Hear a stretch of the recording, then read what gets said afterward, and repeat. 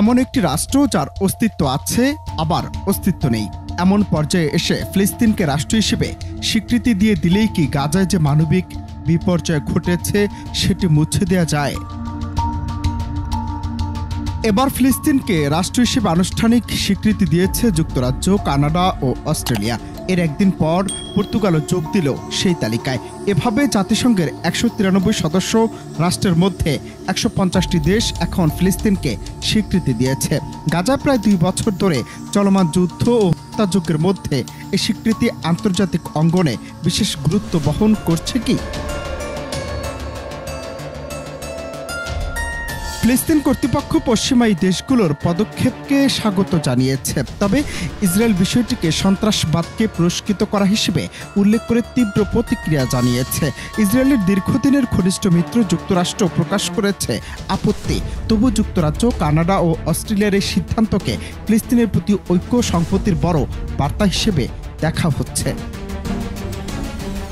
বিশেষজ্ঞরা বলছেন এই স্বীকৃতিগুলো কেবল কূটনৈতিক নয়, বরং মধ্যপ্রাচ্যে শান্তি প্রতিষ্ঠার লক্ষ্যে দ্বিরাষ্ট্রীয় সমাধানের আশা নতুন করে জাগিয়ে তুলেছে।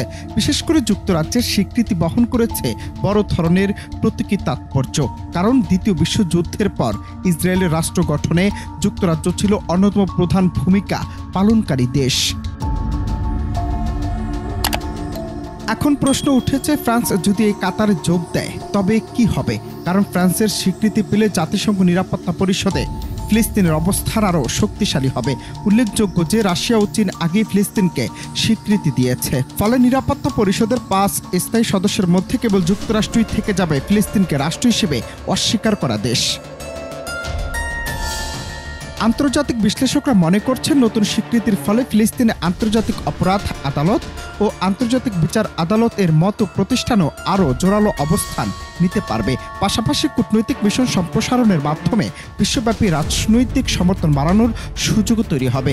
তবে শেষ পর্যন্ত স্বীকৃতিগুলো ফিলিস্তিনের স্বাধীন রাষ্ট্র প্রতিষ্ঠার স্বপ্নকে কতটা বাস্তবের কাছাকাছি নিয়ে যায় সেটি এখন দেখার বিষয়। অনন্ত হাসান মাসুদ, বাংলা টিভি।